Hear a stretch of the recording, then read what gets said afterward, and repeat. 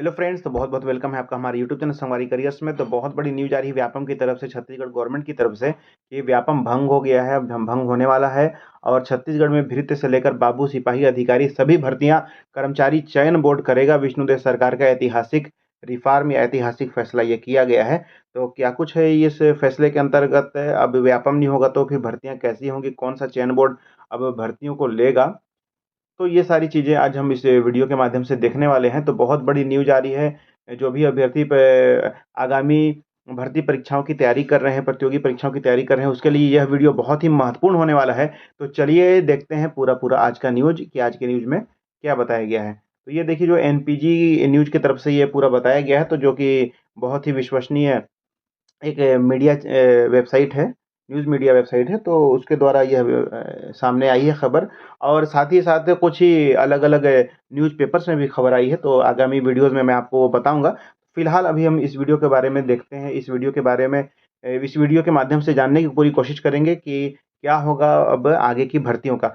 व्यापम होगा भंग, छत्तीसगढ़ में भृत्य से लेकर बाबू, सिपाही, अधिकारी सभी भर्तियाँ कर्मचारी चयन बोर्ड करेगा। विष्णु देव सरकार का ऐतिहासिक रिफॉर्म है। चलिए इसका पूरी जानकारी देखते हैं। छत्तीसगढ़ की विष्णुदेव साय सरकार ने एक ऐतिहासिक फैसला लेते हुए व्यावसायिक परीक्षा मंडल को भंग कर कर्मचारी चयन मंडल गठित करने का फैसला किया है। ये देखिए, अब व्यापम नहीं होगा। अब जो नया जो चयन मंडल रहेगा या जो चयन समिति रहेगी वो कर्मचारी चयन मंडल के नाम से रहेगा। सूबे के युवाओं के लिए यह एक बड़ी सौगात है होगी।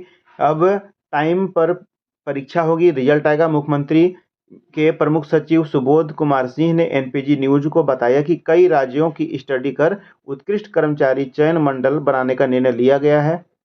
उन्होंने कहा कि अब सारी भर्ती परीक्षाएं, जो भर्तियां होंगी वो कर्मचारी मंडल के द्वारा ही की जाएंगी। तो ये देखिए, जो यहाँ पोस्टर दिया है, एक ही छत के नीचे सारे एग्जाम, युवाओं के लिए बड़ी सौगात। तो इस प्रकार से पूरी जानकारी हम लोग आगे और देखते हैं। रायपुर से न्यूज आ रही है, विष्णुदेव साय कैबिनेट ने मंगलवार को कर्मचारी चयन मंडल के गठन पर मुहर लगा दी। तो ये बिल्कुल मुहर लग गया है, तो इसमें कोई डाउट नहीं रहा है, अब ये बिल्कुल हो गया है कंफर्म। इसके बाद भर्ती बोर्ड बनाने का रास्ता साफ हो गया है, जल्द ही यह अस्तित्व में आ जाएगा। अब राज्य सिविल परीक्षा को छोड़ सारी भर्तियां कर्मचारी चयन बोर्ड करेगा। तो जो पीएससी के है उसको छोड़ करके, राज्य सिविल परीक्षा छोड़ करके जो व्यापम की सारी भर्तियां थी और जो जिला स्तर की भर्तियां होती थी, वो सारी अब भर्तियां जो कर्मचारी चयन बोर्ड के द्वारा ही होगा।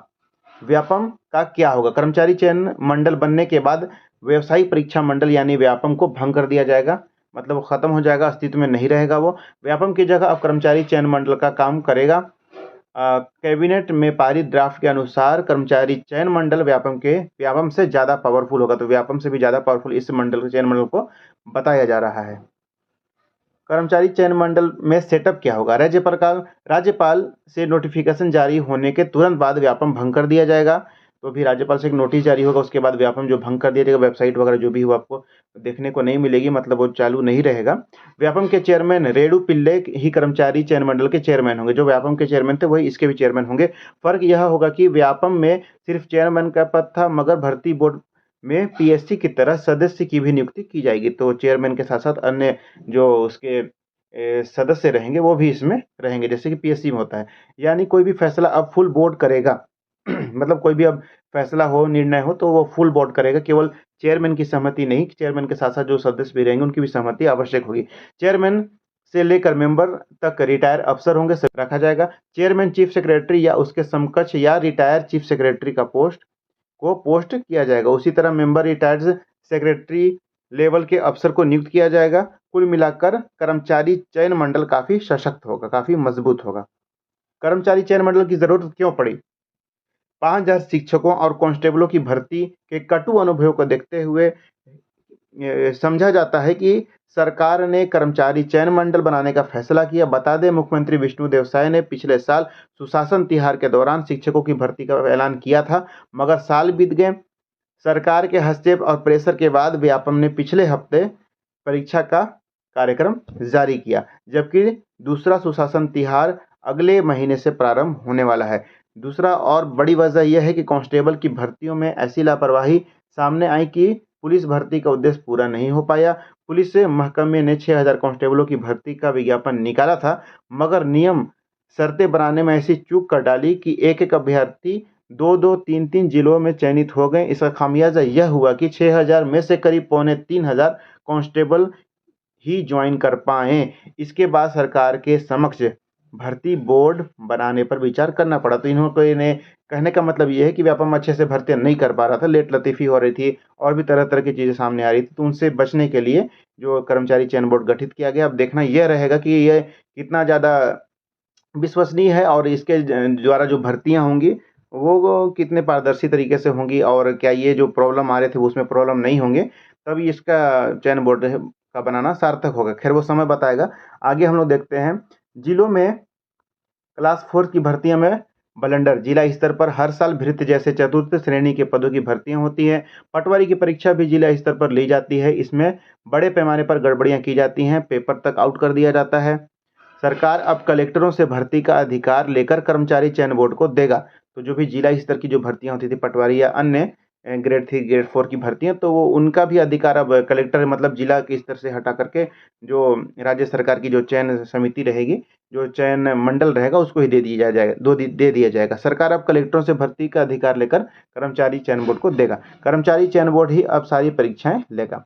अब क्या है कि व्यापम में क्या खामियां थी, तो क्या खामियां थी वो हम देख लेते हैं। व्यापम के रूल के अनुसार सारी परीक्षाएं एक साथ नहीं हो सकती थी। सारे विभाग अपने ज़रूरत के हिसाब से व्यापम को भर्ती के लिए प्रस्ताव भेजते थे, मगर ओवरलोड के चलते परीक्षाओं में काफ़ी टाइम लग जाता था।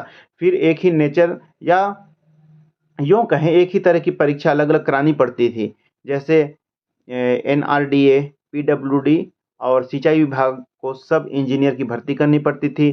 तो व्यापम को अलग-अलग परीक्षाएँ लेनी होती थी। इसमें टाइम और मैन पावर दोनों लगता था।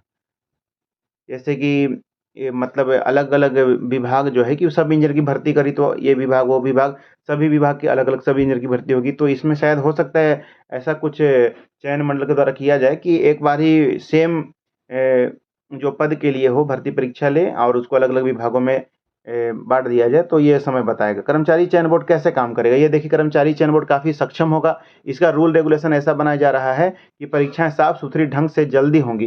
कर्मचारी चयन बोर्ड अब सारे विभागों के एक नेचर की परीक्षाएँ साथ लेगी और देखिए, एक नेचर की परीक्षाएँ साथ लेगी, वही जो मैं बोला कि एक पद के लिए वो परीक्षाएँ साथ में ले लेगा और कैलेंडर के अनुसार परीक्षा के एक निश्चित समय के बाद उसका रिज़ल्ट घोषित कर दिया जाएगा।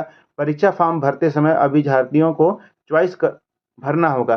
परीक्षा क्लियर करने के बाद उन्हें उसी पद पर जॉइन करना होगा। मतलब किस पोस्ट के लिए आप लोग जॉइन करना चाहते हैं, वो पहले ही आपको चॉइस भरनी होगी।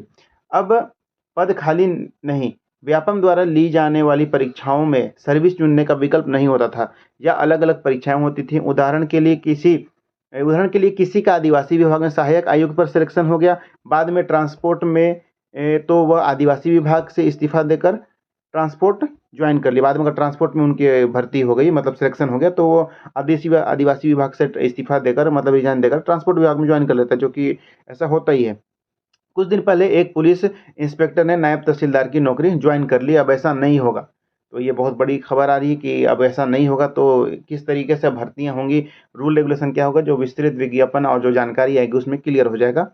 वो भी मैं वीडियो के माध्यम से आपको बता दूँगा, तो मेक श्योर कि सभी लोग चैनल को सब्सक्राइब कर लीजिए।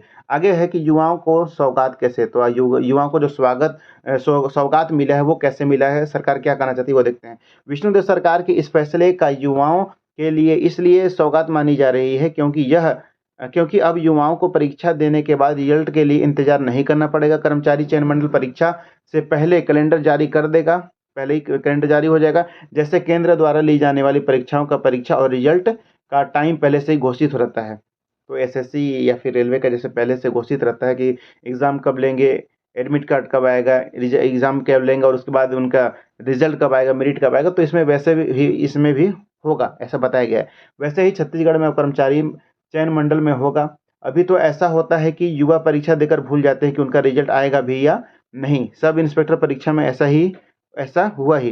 पिछली सरकार में भर्ती हुई थी और रिजल्ट आया 3 साल बाद, पिछले साल। ऐसा अमूमन परीक्षाओं में होता है। बड़ी संख्याओं में भर्ती। छत्तीसगढ़ में अनेक विभागों में बड़े स्तर पर भर्तियां की जानी है। इसको देखते राज्य सरकार ने व्यापम की जगह कर्मचारी चयन मंडल गठित करने का फैसला किया। दरअसल 2028 में विधानसभा चुनाव है। इसमें अब मुश्किल से 2 साल बच गया है। व्यापम के रहते इतनी सारी भर्तियां करना संभव नहीं था। इसलिए फास्ट भर्तियां करने की भी एक वजह है भर्ती बोर्ड बनाना, मतलब कि जल्दी जल्दी परीक्षाएं होंगी, ऐसा ये बता रहे हैं। व्यापम के रहते यह कतई संभव नहीं था। भर्ती बोर्ड बनाने का लाभ सरकार को अगले विधानसभा चुनाव में मिलेगा, क्योंकि चुनाव से पहले बड़ी संख्या में बोर्ड के जरिए भर्तियां हो सकेंगी। कर्मचारी चयन बोर्ड कब तक अस्तित्व में आएगा, वो बड़ी बात है। कर्मचारी चयन मंडल को लेकर राज्य सरकार काफी गंभीर है। सीएम के प्रमुख सचिव सुबोध सिंह ने खुद कई राज्यों के परीक्षा मंडलों का अध्ययन किया। बताते हैं असम का मॉडल से उसमें सबसे अच्छा लगा। छत्तीसगढ़ में असम मॉडल को लागू किया जाएगा। तो असम में जैसे कर्मचारी चयन बोर्ड है वैसा ही छत्तीसगढ़ में भी होगा, ऐसा बता रहे हैं। हालांकि भर्ती बोर्ड बनाना सामान्य प्रशासन विभाग का काम है, मगर सरकार इसको जल्दी करना चाहती है, इसलिए ठोक बजाकर इसका ड्राफ्ट तैयार किया गया। सरकार इसे इतनी प्रायोरिटी दे रही है कि कैबिनेट से पहले चीफ सेक्रेटरी विकासशील PS2 CM सुबोध सिंह और होम मनोज पिंगुआ खुद बैठकर इसका पूरा खाका तैयार किया। सरकार का मानना है कि भर्ती बोर्ड ऐसा बने जिसमें गड़बड़ियां या अनियमितता की कोई गुंजाइश ना हो। क्या बोले PS सुबोध सिंह, वो देखते हैं। मुख्यमंत्री के प्रिंसिपल सेक्रेटरी सुबोध कुमार सिंह ने कहा कि कर्मचारी चयन मंडल को अन्य राज्यों के भर्ती बोर्ड की स्टडी कर बनाया गया है। जैसे बताएं कि असम से यहाँ लिया गया है, वैसे ही भर्ती बोर्ड की कोशिश है कि कैलेंडर का पालन किया जाए, यानी निर्धारित समय में परीक्षा होने के साथ रिजल्ट आ जाए। उन्होंने कहा कि छत्तीसगढ़ के बेहतर सिलेक्शन की दिशा में यह मील का पत्थर साबित होगा। तो अगर जैसा ये बता रहे हैं वैसा हुआ तो बहुत ही अच्छा होगा छत्तीसगढ़ वासियों के लिए। खैर ये समय बताएगा कि कितना सार्थक हो रहा है। और इसके बारे में जैसे ही जो पूरी ड्राफ्ट आती है और जो विस्तृत गाइडलाइन दिशा निर्देश और जो भी जानकारियाँ आती है तो उसको लेकर भी मैं एक वीडियो बनाऊंगा। इस वीडियो से संबंधित कर्मचारी चयन बोर्ड टॉपिक से संबंधित कुछ क्वेश्चन है, कुछ डाउट है तो आप लोग कमेंट में करके बताइए। और इसके बारे में आप लोग क्या कहना चाहेंगे, आपको कैसा लगा वो भी कमेंट करके हमें बताइए। मिलते हैं किसी नए टॉपिक में नए वीडियो के साथ, तभी तक के लिए थैंक यू।